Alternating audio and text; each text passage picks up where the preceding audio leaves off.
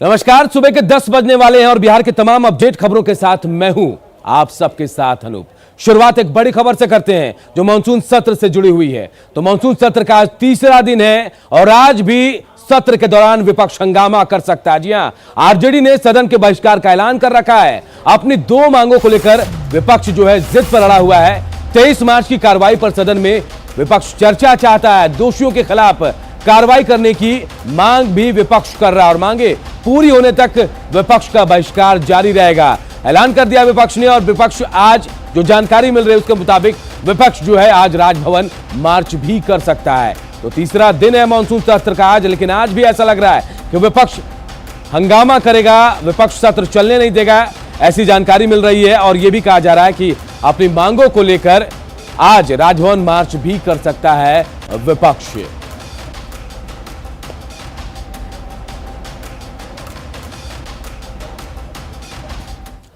तो बिहार विधानसभा के मानसून सत्र की कार्रवाई चल रही है, लेकिन आरजेडी की अगुवाई में विपक्ष ने सदन का बहिष्कार कर रखा है। आरजेडी नेता भाई वीरेंद्र ने कहा कि जब तक सरकार नेता प्रतिपक्ष तेजस्वी यादव की दो मांगों पर कोई ठोस फैसला नहीं लेती है तब तक आरजेडी सदन की कार्रवाई में हिस्सा नहीं लेगा।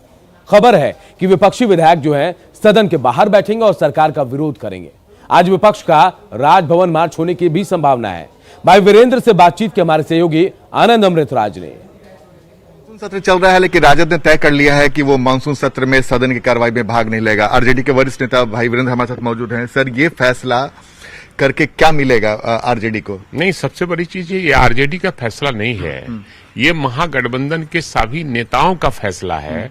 और ये फैसला इसलिए है कि जब लोकतंत्र के मंदिर में माननीय विधायकों को लात घुस्सा मारा जाता हो, बूट से मारा जाता हो और न्याय नहीं मिलता हो और पदाधिकारी को बचाने का काम किया जा रहा है और मुख्यमंत्री की इशारे पर विधायकों की पिटाई हुई है और विधायकों पदाधिकारियों को बचाने के लिए मुख्यमंत्री एड़ी चुटी का पसीना एक कर दिए हैं।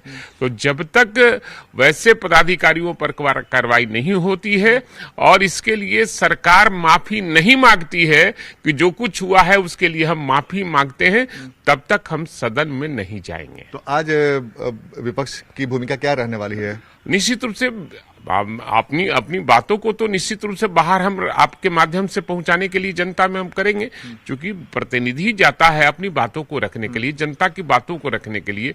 अगर जनता की बात को रखने के बदले अगर मारपीट हो और लात घूसा मिले तो सदन कैसे चलेगा? तो आज मतलब सदन में आप लोग पहुंचेंगे लेकिन सदन के अंदर नहीं जाएंगे? नहीं, सदन के अंदर नहीं जाएंगे, परिसर में जाएंगे और आगे की रणनीति तय करेंगे हम लोग कि आगे हम लोग क्या करेंगे। अगर कार्य मंत्रणा समिति की बैठक होती है और अध्यक्ष बुलाते हैं हमारे नेता को तो हम उस पर विचार करेंगे।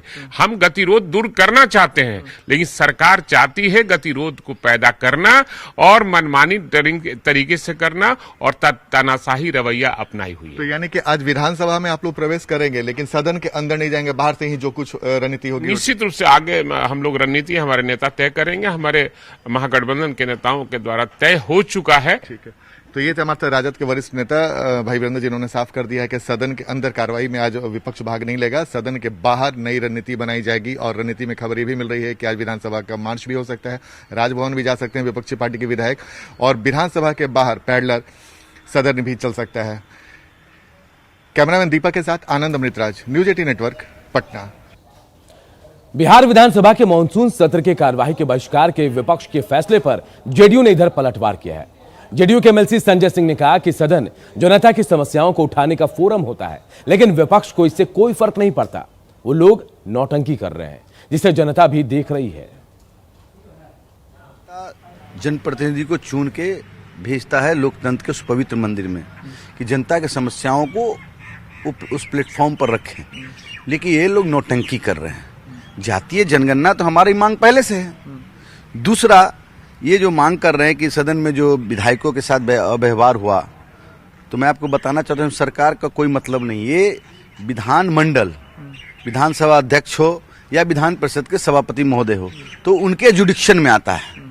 जब पुलिस पर जो कार्रवाई हुई है तो वीडियो फुटेज है, आचार समिति को सौंपा गया, उसका रिपोर्ट आ जाएगा, दूध का दूध पानी का पानी हो जाएगा। अगर विधायक भी इस तरह का आचरण करते हैं उनके ऊपर भी कार्रवाई होगी। तो विपक्ष ने देखिए विधानसभा का बहिष्कार कर दिया सत्र का, और आज तीसरा दिन है। क्या कुछ आज होगा जानते हैं, हमारे सहयोगी आनंद हमारे साथ जुड़े हुए हैं। आनंद, तीसरा दिन आज सत्र का, सत्र भी छोटा है, क्या लग रहा है, सत्र चलेगा या फिर ये सत्र जो है मानसून सत्र हंगामे की भेंट चढ़ जाएगा? देखिए अनूप, सत्र में बस अब कुछ दिन बचे हुए हैं और विपक्षी पार्टी के मूड को देखकर आप समझ सकते हैं कि सदन नहीं चलने वाली है, क्योंकि तय कर लिया है विपक्ष ने कि कुछ भी हो हम सदन नहीं चलने देंगे। 2 हमारी मांगे हैं, जब तक वो मांग हमारी पूरी नहीं हो जाती है तब तक नहीं करेंगे। भाई वीरेंद्र को अभी हमारे दर्शकों ने सुना और इस वक्त हमारे साथ जुड़ भी गए हैं। भाई वीरेंद्र जी, आज सुन रहे हैं, खबर ये भी मिल रही है कि विधानसभा से आप लोग मार्च करके राजभवन जा सकते हैं और एक पैरेलल सदन भी चलाने वाले हैं आप लोग। ये नेता हमारे तय करेंगे, सब लोग जुटेंगे और नेता तय करेंगे क्या करना है, और सदन के अंदर तो अभी जाएंगे नहीं। गतिरोध समाप्त करना अध्यक्ष का काम है और माननीय मुख्यमंत्री का काम है, सदन के नेता वो हैं। लेकिन कई सारे ऐसे विधायक हैं जो अपने अपने क्षेत्र का सवाल उठाना चाहते हैं, तो आपको लगता है कि अगर सदन की कार्रवाई होती रहती अंदर ही आप विरोध? हम लोग कोई सवाल बाहर का उठा रहे हैं, हम लोग भी अपने क्षेत्र और बिहार की समस्याओं को उठाने के लिए सदन में गए थे। आज सदन में गए और लाठी खाए, लात घूसों से मारा गया, बूट से मारा गया, तो क्या इसी के लिए सदन और लोकतंत्र के मंदिर इसीलिए बना हुआ है क्या? इसलिए हम लोगों ने तय किया, हमारे नेता और महागठबंधन के नेताओं ने तय किया। भाई वीरेंद्र से पूछिए, विरोध का अपना तरीका भी हो सकता है। 23 मार्च के बाद भी आप लोगों ने विरोध किया था, लेकिन जनता के मुद्दे कहां जाएंगे? ये फोरम तो जनता के मुद्दे को उठाने के लिए है, क्या कोई और वैकल्पिक व्यवस्था नहीं है? देखिए हम उस पे आएंगे, लेकिन हमारे साथ आरजेडी के विधायक मुकेश रोशन जुड़ गए हैं और हेलमेट पहन कर आए हैं, तो आप समझ लीजिए कि आरजेडी के विधायकों का मूड क्या है। अब किससे खतरा है आप लोग को? देखिए, लगातार कल से भी, परसों से आप लोग को बोलते आए हैं कि सदन के अंदर जो मारपीट कराया गया था, तो आज तक जो विधायक है वो सशंकित हैं, डरे समय हैं। तो ये हेलमेट पहन कर आने की जरूरत क्या है? मार के सर फोड़ दिया जाता है इसी कैंपस में। 23 मार्च का वो दिन याद होगा, कई हमारे साथी का मारकर सर फोड़ दिया गया था, हाथ तोड़ दिया गया था, मेरे भी हाथ में मोच आया था, चोट आया था। आप लोग बताइए कि अगर विपक्ष का आवाज, अगर हमारे नेता आदरणीय तेजस्वी यादव जी उठाने का काम करते हैं, उनका माइक का लाइन काट दिया जाता है सदन के अंदर। अच्छा मुकेश जी, एक सवाल ये भी है ना कि सदन में कई सारे महत्वपूर्ण विधेयक भी पारित हो रहे हैं, निकल भी रहे हैं, तो आप लोग नहीं लगते कि अगर इस विधेयक में आप लोग भी रहते और सदन के अंदर विरोध होता, सदन को बैकआउट करने का मतलब जो विपक्षी पार्टी सवाल खड़े कर रहे हैं कि आप लोग मुद्दे से हट रहे हैं? सदन के अंदर जब हमारे नेता आदरणीय तेजस्वी यादव जी जब उठते हैं अपनी आवाज बुलंद करने के लिए, गरीबों की आवाज उठाते हैं, तो उनका माइक का लाइन काट दिया जाता है, उनको बोलने का समय नहीं दिया जाता है। तो आखिर किस तरह का सदन चलाना चाहते हैं? सरकार के दबाव में यह सदन चल रहा है। सरकार ये गतिरोध, इसका मतलब कि जो मानसून सत्र में कुछ दिन बचे हुए हैं उसमें अब विपक्षी पार्टी भाग नहीं लेने वाली है। देखिए, बहस कराएं, डिबेट कराएं, बहस में भाग लेंगे। हमारे नेता तेजस्वी यादव जी ने कहा है कार्य मंत्रणा का बैठक हो। अच्छा, कार्य मंत्रणा की मांग आप लोगों ने की है, बैठक की मांग की। अगर मान लीजिए विधानसभा अध्यक्ष अगर वो मानते हैं तो फिर अगला कदम क्या होगा? उसके बाद हमारे नेता तेजस्वी यादव जी जो फैसला लेंगे हम लोग उनके साथ हैं। तो देखिए अनूप, आप समझ सकते हैं मुकेश रोशन है जो आरजेडी के विधायक हेलमेट पहन कर आए हैं और उन्होंने अपनी दलील भी दी है। तो जाहिर सी बात है विधानसभा का सत्र बहुत छोटा है, 30 तारीख तक विधानसभा सत्र चलने वाला है। और हम आपको एक और तस्वीर दिखा रहे हैं, बड़ी संख्या में सुरक्षा कर्मियों को भी तैनात कर दिया गया, क्योंकि जो खबर मिल रही है कि सदन के बाहर जो तमाम विपक्षी पार्टी के विधायक है वो बैठेंगे, तेजस्वी यादव भी रहेंगे, इसमें तेज प्रताप यादव भी रहेंगे, तो तमाम जो बड़े नेता हैं विपक्ष के वो तमाम लोग यहाँ पर पहुंचेंगे। कांग्रेस की तरफ से भी तमाम विधायक मौजूद रहेंगे। तो एक दिलचस्प तस्वीर दिखेगी आपसे कुछ देर के बाद, जब सदन की कार्रवाई 11 बजे से शुरू होगी और उसके बाद जब सत्ता पक्ष अंदर सदन की कार्रवाई में भाग लेता रहेगा। ऐसा लग रहा है, ऐसा लग रहा है कि सदन की कार्रवाई शायद विपक्ष चलने नहीं देगा। कार्य बहिष्कार तो कर रखा है पहले से, लेकिन अपनी मांगों पर बेड़ार कहीं ना कहीं जनता के जो मुद्दे हैं वो गौण होते जा रहे हैं। बहुत बहुत शुक्रिया आपसे, हम आगे भी आपसे अपडेट लेते रहेंगे। बढ़ते आगे और बात दूसरी खबरों की करते हैं। इधर बीजेपी विधायक मिथिलेश कुमार ने कहा है कि जातिगत जनगणना से पहले हिंदू मुस्लिम की जनगणना हो चाहिए। उन्होंने कहा जातिगत जनगणना कराकर समाज को बांटने की कोशिश हो रही है। देखिए हमारे सहयोगी आनंद अमृतराज की रिपोर्ट। इस वक्त हमारे साथ मौजूद हैं मिथिलेश कुमार, बीजेपी के विधायक हैं। सर, जनसंख्या नियंत्रण को लेकर काफी बातें हो रही हैं, अब विपक्ष ने भी वॉकआउट कर दिया है, तो क्या सदन के अंदर जनसंख्या नियंत्रण कानून का भी मामला उठाने वाले हैं क्या आप लोग? जनसंख्या नियंत्रण के लिए हमने एनडीए के बैठक में ही बोला और सदन में भी उठाऊंगा, लेकिन वो जातिगत आंकड़े जो हैं वो देश को विभाजन करने वाले हैं, उसकी गिनती। अगर जातिगत आंकड़े लेने हैं तो पहले हिंदू मुस्लिम का तो आंकड़ा विभक्त करवा लो कि किस जनसंख्या दबाव के कारण देश को चुनौतियों का सामना करना पड़ता है, तो पहले हिंदू और मुस्लिम का करा लो। फिर हिंदुओं के जातिगत आंकड़े क्यों अलग अलग कराना चाहते हो यार? तो इसके पीछे आपको क्या वजह लगती है? इसके पीछे वजह यही लगती है कि समाज को बांटने की साजिश है। कैमरामैन दीपक के साथ आनंद अमृतराज, न्यूज 18 नेटवर्क, पटना। अब बात बाढ़ से बेहाल लोगों की। दरभंगा के कुशेश्वर स्थान में बाढ़ के चलते लोग बांध पर जिंदगी गुजारने को मजबूर हैं। टेंट नुमा घर में लोग रह रहे हैं। हम आपको तस्वीरें दिखा रहे हैं, आप खुद इन तस्वीरों को देखकर अंदाजा लगाइए कि किस हालात में लोग यहां जिंदगी जी रहे हैं। हालांकि जिला प्रशासन ने दावा जरूर किया है कि जरूरतमंदों को खाने की व्यवस्था उनके लिए की जा रही है और साथ ही राहत और बचाव का कार्य भी यहां किया जा रहा है। खाना बनबै छियै, धिया पुता के दिक्कत होइ छै। फरवार से बोलो, की सब दिक्कत हुई है धिया पुता का? सब चीज के रुपा पैसा, ओन पानि, खाना पीना, ओन पानि, सब चीज। सब्जी तियन में सब चीज में दिक्कत होइ छै। रुपा पैसा एगो नहि छै, घर दुआरि नहि छै, पानि में दहाय छै घर दुआरि। भैंस गलिए, घर डूबि गेलै तऽ भैंस गलिए, तऽ बांध पर एलियै दुखक मारा। खर्चा के साधन छै, पानि तऽ छेबे करले, कल सरकार दल के दिया। हर प्रकार की सुविधा मुहैया करने के लिए निर्देश दिया गया है। आज हर प्रखंड में कई जगहों पर पहले समुदाय किचन में खाना खिलाया जा रहा है। जहाँ पर पानी आ गई तुरंत हम लोग खाना बहुत लोगों को जो भी ज़रूरत है, मतलब बहुत क्यों कहा जाए, मतलब जिसको भी ज़रूरत है उसको खिलाया जा रहा है। और उसके बाद पॉलिथीन और अन्य प्रकार के राहत सामग्री के वितरण का भी लोगों ने आदेश दिया जो ज़रूरत है। इसके अलावा जो भी सूची है उसको भी तैयार रखने का और नज़र रखने के लिए, अभी तो जुलाई महीना है, अगस्त महीना सितंबर तक नज़र रखने का भी निर्देश दिया। जमुई में जुलाई के महीने में बहुत कम बारिश होने से किसानों की मुश्किलें बढ़ गई हैं। धान का बिचड़ा तैयार है लेकिन पानी के अभाव में रोपनी नहीं हो पा रही है। कई जगह तो अब धान का बिचड़ा भी पानी के अभाव में खराब होने लगा है। जमुई के कटौना में एक खेत इसी तरह का दिखा, जहां पानी के अभाव में धान का बिचड़ा सूखने लगा, खेतों में दरारें आ गई हैं। इलाके में किसी तरह बोरिंग चलाकर इन बिचड़ों को बचाने की कोशिश किसान कर रहे हैं। धान के बिचड़े को नुकसान हो रहा है, जायजा लिया हमारे सहयोगी केसी कुंदन ने। जमुई जिले में मई और जून में तो अच्छी बारिश हुई थी, लेकिन जुलाई महीने में बारिश का कम होना किसानों की परेशानी बढ़ा दी है। ऐसे में किसान जो धान का बिचड़ा है उसको लेकर परेशान है, वो बर्बाद हो रहे हैं। देख सकते हैं जमुई जिले के बरहट प्रखंड का कटौना पंचायत का एक यह खेत है और यहाँ पर धान का बिचड़ा लगाया गया था।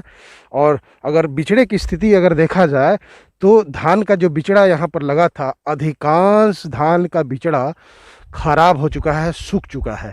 अगर देखा जाए तो जिस खेत में बिचड़ा लगा है उस खेत में अब दरारें पड़ गई हैं। और अगर थोड़ा हम लंबा दिखाना चाहेंगे तो देख सकते हैं कि यहाँ पर लंबे एरिया में जो खेत है वहाँ पर बिचड़ा लगाया गया है, लेकिन बिचड़ा में पानी नहीं होने की वजह से ये धान के जो बिचड़ा है बर्बाद हो रहे हैं। ऐसे में किसानों की बढ़ गई कि अब ये बिचड़ा बर्बाद होंगे तो रोपनी कैसे होगी। किसानों का कहना है कि अगर बारिश नहीं होती है तो परेशानी होगी, खेत तैयार नहीं हुआ और जो धान का बिचड़ा है वो बर्बाद हो रहा है। ऐसे में मौसम की मार जमुई जिले के किसान झेल रहे हैं। केसी कुंदन, न्यूज़ 18 जमुई।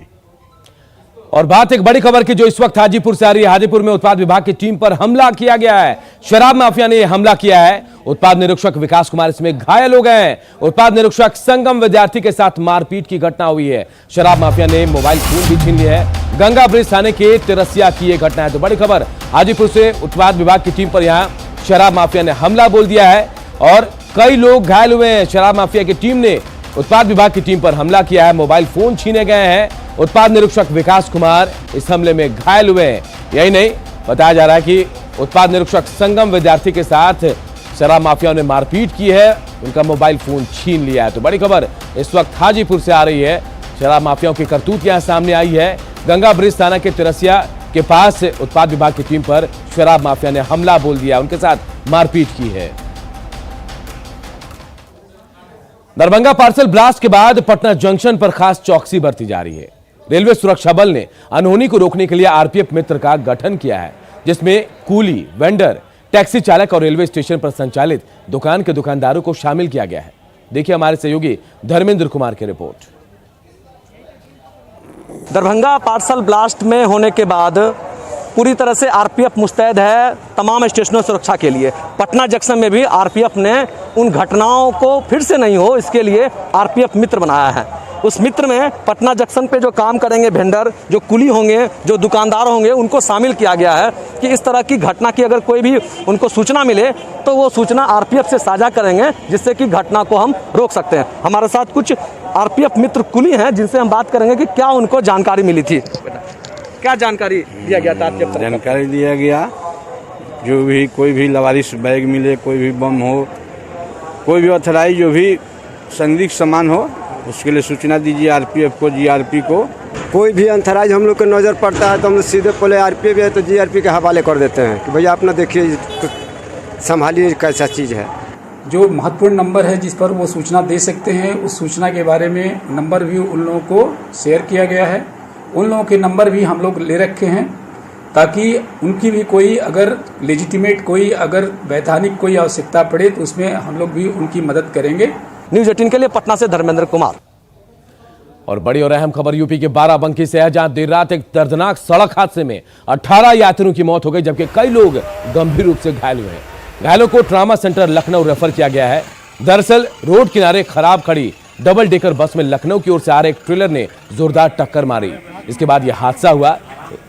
यह हादसा जो है लखनऊ अयोध्या हाईवे पर कल्याणी नदी के पुल पर हुआ। निजी ट्रेवल्स की यह डबल डेकर बस हरियाणा से बिहार जा रही थी। मौके पर पहुंची पुलिस की टीम ने स्थानीय लोगों की मदद से शवों को हाईवे से हटाया और घायलों को अस्पताल भिजवाया। हादसे के शिकार लोगों ने बताया कि बस में सवार सभी यात्री बिहार के सीतामढ़ी, सुपौल और अलग अलग बिहार के जिलों के रहने वाले हैं।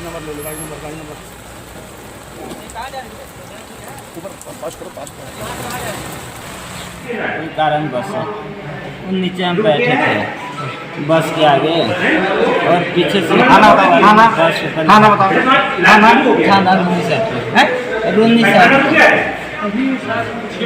पीछे से ट्रक ने टक्कर मारी। जी हाँ। तो आप वहाँ क्या कर रहे थे? मतलब बस में से बैठे? नहीं, बैठे थे साइड में और वो बस का चक्का मेरे पीठ पर चढ़ गया है। अच्छा। पहले धक्का लगा, पहले तो गिर गए हैं। जितने भागने की कोशिश की उतने पीठ पर चक्का चढ़ गया। टूट गया, उधर खड़ी कर दिया साइड में हम लोग आगे बैठ गया था, पीछे से आकर तरफ वाले मार दिया। कहाँ से आ रहे थे और कहाँ जा रहे थे? हम लोग पंजाब से आ रहे हैं। इधर दरभंगा में एक युवक की लोहे के रॉड से पीट कर हत्या कर दी गई। युवक दरभंगा के मिर्जापुर मोहल्ले का रहने वाला था और लहरिया सराय के बलभद्रपुर मोहल्ले में मजदूरी करता था। परिजनों के मुताबिक डॉक्टर सिद्धार्थ के भवन निर्माण में राहुल कुमार झा मजदूरी करता था और जब 15 दिनों की मजदूरी मांगने वो गया तो डॉक्टर ने ठेकेदार से उसकी बेरहमी से पिटाई करवाई और हत्या कर दी। इस घटना के बाद नाराज लोगों ने मिर्जापुर में इंदिरा गांधी चौक के पास शव को रखकर चक्का जाम किया, आगजनी की। नाराज लोग डॉक्टर सिद्धार्थ की गिरफ्तारी की मांग कर रहे हैं। इस मामले में पुलिस की चुप्पी पर भी अब सवाल खड़े हो रहे हैं। आपके यहाँ मैं काम कर रहा हूँ, अगर मजदूरी आपसे मांग लिया तो ये मेरा अपराध है। आप हत्या कर दीजिए मेरा, आप अपने लेबर ठेकेदार से हत्या करवा दीजिए मेरा। ये 22 साल का लड़का 15 दिन राहुल कुमार झा, पिता स्वर्गीय पिता नरेंद्रनाथ झा मांग लिया आपको 15 दिन का दरमाहा कि सर हमारा पैसा दीजिए, हम घर रखेंगे। तो उसके एवज में जो ये है एक लेबर ठेकेदार, उसके द्वारा इसका हत्या करवा दिया गया। वो पैसा मांगा है अपना 15 दिन के लिए, तत्काल यहाँ काम कर रहा था। 15 दिन का कहा कि पैसा दीजिए, हम अपना भाई व्यवस्था खाना पीना के उधर का व्यवस्था बात करेंगे। इसीलिए वो अपना ठेकेदार से, अपना लेबर से उसको पिटवाया है, मारा है। उसको वही सुनने में आ रहा है, जो भी वीडियो जो देख के आया है उसको तो बता रहा है। तो खून को ला तो उल्टा बांध के और मार रोड से उसको पंजरा में उसको पूरा तहस-नहस कर दिया है। भोजपुर के गढ़हनी प्रखंड के 3 घरवा टोला के लोग सड़क के कारण परेशान हैं। सड़क और पुल नहीं होने की वजह से यहाँ के लोग मरीज को खाट पर लिटाकर हॉस्पिटल ले जाते हैं, लेकिन जैसे ही बारिश अधिक होती है तो बनास नदी को पार करना ग्रामीणों के लिए मुसीबत बन जाती है। ऐसे में कोई बीमार हुआ तो हॉस्पिटल लेकर जाना मुश्किल हो जाता है। ग्रामीण किसी तरह जान जोखिम में डालकर सीमेंट के पोल के जरिए नदी को पार करते हैं। ग्रामीणों ने कई बार प्रशासन से गुहार भी लगाई, लेकिन आज तक सड़क और पुल नहीं बन पाई। सबसे दिक्कत तो नदी का है, जहाँ पानी है और अभी पानी का जल स्तर थोड़ा सा कम है तो किसी तरह नदी हम लोग पार कर दिए। लेकिन यही 10 दिन बाद जब बरसात पीक पर रहता है, उसका जल स्तर लबालब हो जाता है। उस समय नदी पार करना तो कोई सोच ही नहीं सकता है कि मरीज को कैसे आप नदी पार करा पाएंगे। बगहा के वाल्मीकि नगर टाइगर रिजर्व के जंगल में तेंदुए का शिकार का लाइव वीडियो सामने आया है। जंगल में घूम रही हिरण को देखते ही देखते तेंदुआ ने अपनी चपेट में ले लिया, उसका शिकार कर लिया। तस्वीरों में आप साफ साफ देख सकते हैं कि कैसे तेंदुआ ने हिरण का शिकार किया और शिकार को अपने साथ ले जाने की कोशिश भी कर रहा है। ये तस्वीरें किसी कैमरे में कैद हुई। तस्वीरों में आप देखिए कि कैसे तेंदुए ने पलक झपकते ही हिरण का शिकार कर लिया, उसके बाद उसे वो अपने साथ घसीट कर ले जा रहा है।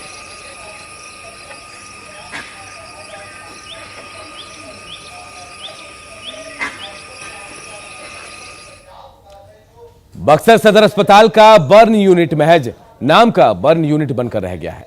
मरीज को राहत देने के लिए सरकार ने एसी लगाने का प्रावधान किया, एसी लगा भी, लेकिन यह चलता नहीं है। इस यूनिट में पंखा भी ढंग से काम नहीं कर रहा है। मरीज के परेशान परिजन खुद घर से पंखा लेकर आते हैं ताकि पंखा से मरीज को राहत दे सके। यही नहीं, यहां पर साफ सफाई का भी ध्यान नहीं रखा जाता। मुझे यहाँ की व्यवस्था बिल्कुल अच्छी नहीं लग रही है। आज 10 दिन हो गए हैं, डॉक्टर एक बार भी पूछने नहीं आते हैं यहाँ पर कि कैसे है, क्या है, बेटी ठीक है कि नहीं, कुछ नहीं। बस नर्स आके दोनों टाइम सुई लगा देती है। पानी भी बंद है और बहुत ज़्यादा बुखार हो रहा है, कपकपी चढ़ रही है बच्ची को। डॉक्टर का कोई पता नहीं है यहाँ पर। एसी नहीं चल रहा है। एसी को तो कितना बार हम लोगों ने कंप्लेन किया, लेकिन एसी वैसा ही है, पंखे का हाल वही है। बोल बोल के कितना बार पंखा ठीक करवाया। ये पंखा कौन लाया? ये हमारा घर का हम लोग पंखा ला के लगाया है हम लोगों ने। ठीक है, हम इसको कल ही दिखवा करके उसकी कमी को दूर करवा देंगे। गंभीर मानते हैं सर? हाँ, बिल्कुल गंभीर मामला है ये। बिल्कुल बिल्कुल। अब बर्न रोगी को तो हमें और ज़्यादा प्रिकॉशन लेकर के रखना है। कल हम इस मैटर को देख करके इसको सॉल्व कर देंगे। क्या सैनिटाइजर हानिकारक है? क्या टीका अपने डीएनए को संशोधित करते हैं? क्या टीकाकरण आपको कोविड-19 से संक्रमित कर सकता है? क्या ये कुछ सवाल आपके मन में है? खैर, अब एक जगह है जहां आपके सभी प्रश्नों का उत्तर दिया जा सकता है और ये सब आपके फोन पर है। नेटवर्क 18 और फेडरल बैंक के राष्ट्रव्यापी वैक्सीन जागरूकता अभियान के तहत कोविड-19 के खिलाफ Sanjeevani a shot of life Sanjeevani WhatsApp helpline number शुरू की गई है। आपको बस 7977773753 नंबर पर व्हाट्सएप करना है। आपको तुरंत आपके जवाब मिल जाएंगे। जानकारी जिसे जांच और क्रॉस चेक किया गया है। तो आगे बढ़े, कोविड-19 पर अपने प्रश्नों को व्हाट्सएप करें और अपनी जरूरत की सभी जानकारी प्राप्त करें। संख्या है 79777737 और 53।